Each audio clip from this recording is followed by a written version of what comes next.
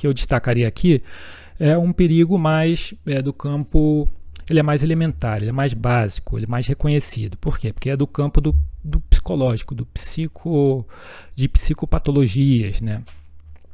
E aqui a gente pode visitar ou recordar, né, uma pesquisadora da universidade, a Sarah Egan, da Universidade de Curtin, da Austrália, que inclusive essa universidade tem um slogan bem interessante, né, que é Make Tomorrow Better, né? Então faça esse dia seguinte ser melhor, né, fazer o dia seguinte melhor.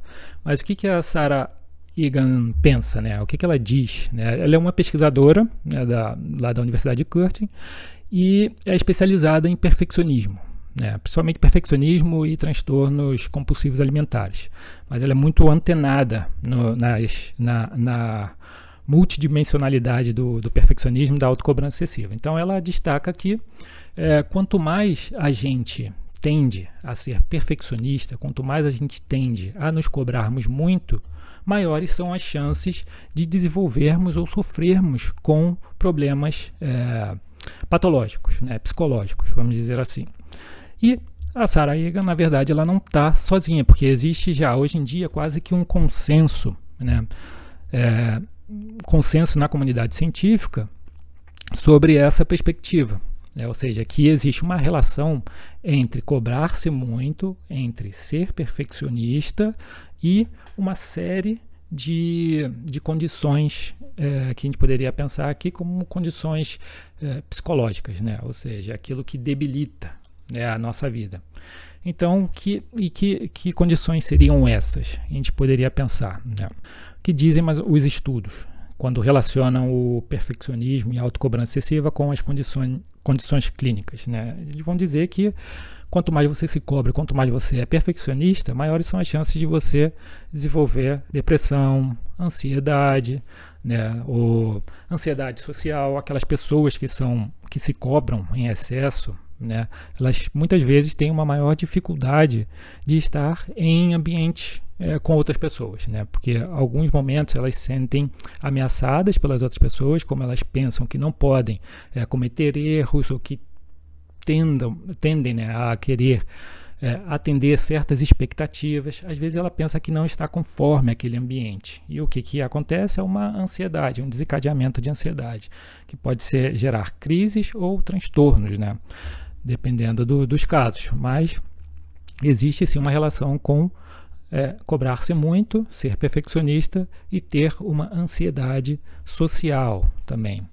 Uma outra relação seria com também a insônia, né? Aquelas pessoas que se cobram muito, elas tendem a levar seus problemas, por exemplo, do trabalho, elas tendem a levar problemas desses para casa, né? E para a cama também, porque eles ou elas dormem pensando nas atividades que ficaram pendentes, né? Cada pendência acaba sendo uma possibilidade de errar, de fracassar naquilo que elas estão tentando realizar. Então elas acabam tendo um problema, ou podem desenvolver, né, problemas de insônia, de dormir bem, né, de pegar no sono ou ter uma noite bem dormida, né? Ou seja, não despertar muitas vezes, não ter ataques de ansiedade durante a noite, despertar com uma certa disposição para aproveitar o dia.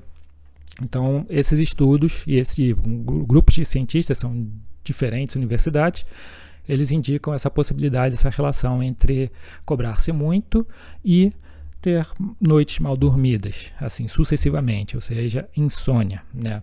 Também existem estudos que indicam que quanto mais você se cobra, maior cansaço você sente, mais exausto você sente no dia a dia. Então seria um tipo de fadiga, né? Aquelas pessoas que se cobram em excesso, elas estão sempre em estado de alerta, né? Elas não podem errar, né? Qualquer erro é sempre uma ameaça para que as outras pessoas pensem que ela não é boa o suficiente, e também, por mais que as outras pessoas não percebam, né, também a pessoa está constantemente pensando se é boa ou não, né, para estar naquela atividade, seja ela no trabalho, seja ela nos estudos ou mesmo nos esportes, né. A gente precisa pensar que o perfeccionismo, ou cobrar-se muito, ele se aplica tanto a pessoas, tanto os atletas como trabalhadores e também estudantes, né? Então, existe uma necessidade regular, né, independente da área em que você esteja atuando.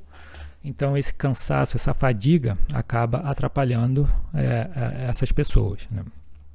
E outra relação seria com a enxaqueca, né? Aquelas pessoas que no final do dia terminam, ou mesmo no decorrer do dia, terminam com não só com esse cansaço, com essa fadiga, mas com uma dor de cabeça muito grande, né? Com migrânias, e tem dificuldade, né? Assim, para fazer as atividades, às vezes para descansar ou para ver uma série, se ela quer chegar em casa. Geralmente as pessoas que chegam em casa muito cansadas, né, depois de um dia, principalmente pessoas que se cobram muito, elas tendem a se sentir cansado no final do dia e chegam em casa e não vão ter ali um momento para elas, né, pegar um livro para ler, fazer alguma atividade mais tranquila, cozinhar. Elas querem simplesmente apagar. Então ligam ali o computador ou a televisão e vão assistir alguma série, né? Então essas pessoas, geralmente que têm uma dor de cabeça, elas vão fazer isso, né?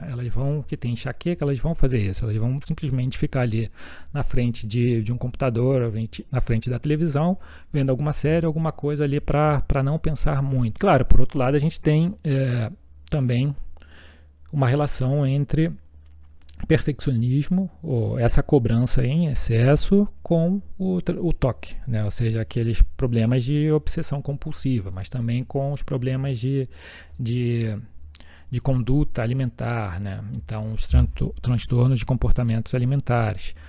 Então, esse seria um dos grandes perigos, né? Ou seja, quando você se cobra em excesso, quando você é perfeccionista, maiores são as chances de você desenvolver esse tipo de problemas. E não sou eu que estou dizendo, né? Embora eu já tenha sofrido algumas coisas aqui, pelo menos de dor de cabeça constante ou um cansaço. E uma das coisas mais recentes foi quando eu fiz o mestrado. Isso foi tão desgastante, cada noite, às vezes eu sentia, né, dependendo das atividades, sentia muita dor de cabeça, e era essa dor que ficava latejando aqui, né, no final do dia, tensão musculares, principalmente nessa região.